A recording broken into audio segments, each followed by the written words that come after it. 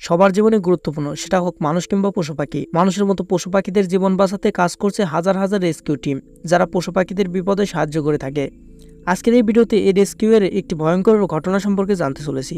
এটি শুধু একটা রেস্কিউ মিশন ছিল না, এটা ছিল একটি প্রাণ বাঁচাতে শত শত মানুষের করা একটি ভয়ঙ্কর মিশন।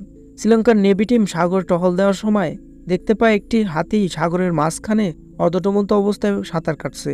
তখন হাতিটি সাঁতার কাটতে কাটতে ক্লান্ত হয়ে পড়েছিল। এটা দেখে নেভি টিম রেস্কিউ টিমকে খবর দেয়, আর রেস্কিউ টিম এসে হাতিটিকে উদ্ধারের কাজে নেমে পড়ে। কিন্তু কি হয়েছিল পরে? রেস্কিউ টিম কি সেই হাতিটিকে উদ্ধার করতে পেরেছিল? এত বড় হাতিটিকে কিভাবে বা উদ্ধার করা হলো, আর কেমনই ছিল সেই উদ্ধার অভিযান? এই সব কিছু জানতে হলে ধৈর্য ধরে পুরো ভিডিওটা দেখতে হবে। তার আগে আপনি ভিডিওতে একটা লাইক দিয়ে চ্যানেলটি সাবস্ক্রাইব করে পাশে থেকে বেল আইকনটি বাজিয়ে দেন। ঘটনাটি 2018 সালের। শ্রীলঙ্কার একদল নেভি টিম প্রতিদিনের মতো সেদিনও সাগরের টহল দিচ্ছিল। হঠাৎই তারা সাগরের মধ্যে এমন এক অদ্ভুত জিনিস দেখতে পায় যা তাদের হতবাক করে দিয়েছিল। যখন তারা উপকূলে যাত্রা করছিল, হঠাৎ তারা জলে একটি অস্বাভাবিক ভাসমান প্রাণীকে দেখতে পায়।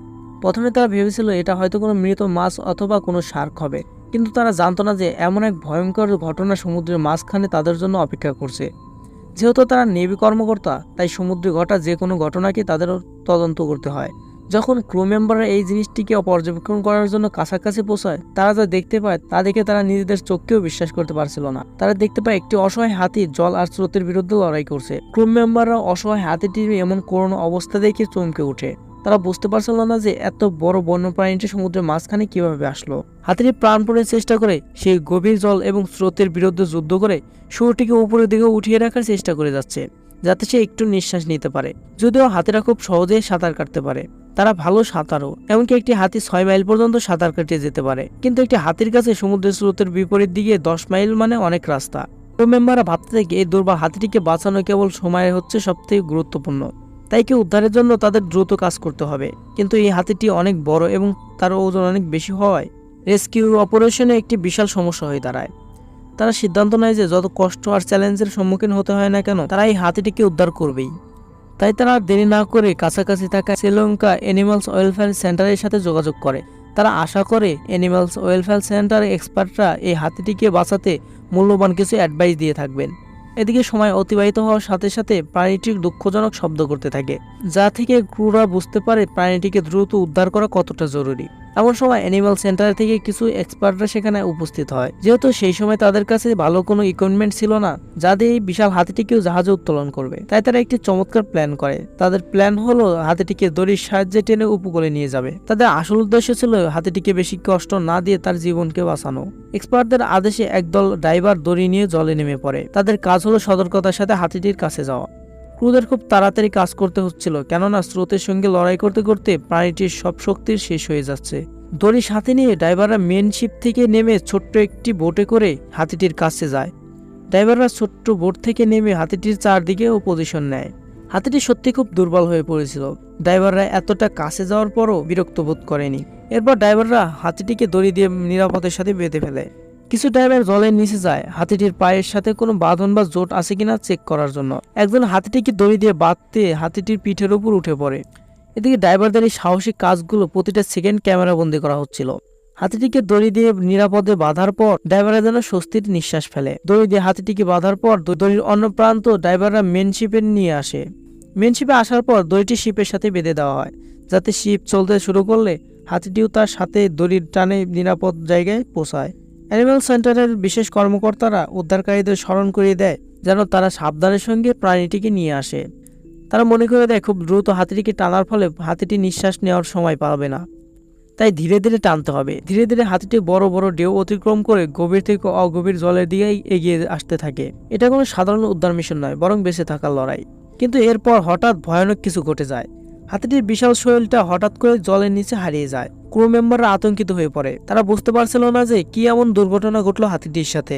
কোনো চিহ্ন ছাড়াই হাতিটি হারিয়ে যায় এবং জলের উপর কোনো রক্তের চিহ্নও নেই। সুতরাং হাঙর এবং অন্যান্য প্রাণীদের আক্রমণের কোনো সম্ভাবনাও নেই। ক্রুরা মনে করেছে হয়তো দড়ি থেকে হাতিটা বিচ্ছিন্ন হয়ে গেছে। কিছু সময় পর তারা বুঝতে পারে হাতিটি সাঁতার কাটার সময় দড়িগুলো তার পায়ের সাথে পেঁচিয়ে গেছে, তাই সে ডুবে গেছে। তাই তারা আর এক মুহূর্ত দেরি না করে ড্রাইভার একটি লাইফ বোটে করে সেই স্থানে পৌঁছায় যে স্থানে হাতিটি ডুবে গিয়েছিল।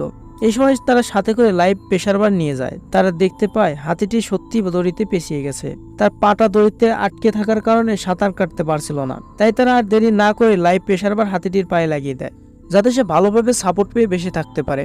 হাতিটির সাঁতারের লড়াই, লাইভ প্রেসার বারের সাপোর্ট আর ডুবুরিদের সহযোগিতার সমন্বয়ের চেষ্টায় তারা হাতিটিকে উপরে তুলতে সক্ষম হয়। আর হাতিটিকে উপরে উঠতে দেখে মেন জাহাজ থেকে নৌবাহিনীর কর্মকর্তা নাবিকদের মধ্যে আনন্দের উল্লাস ছড়িয়ে পড়ে। ড্রাইভাররা তাড়াতাড়ি হাতিটির পায়ে থেকে দড়ি খুলে দেয়, আর তারা ঠিক করে হাতিটির সাথে সাথে তারাও সাঁতার কেটে ধীরে যাবে। এভাবে প্রায় কেটে যায় 2 ঘন্টা, কিন্তু রেস্কিউ অপারেশন খুব স্লোলি ভাবে চলতে থাকে।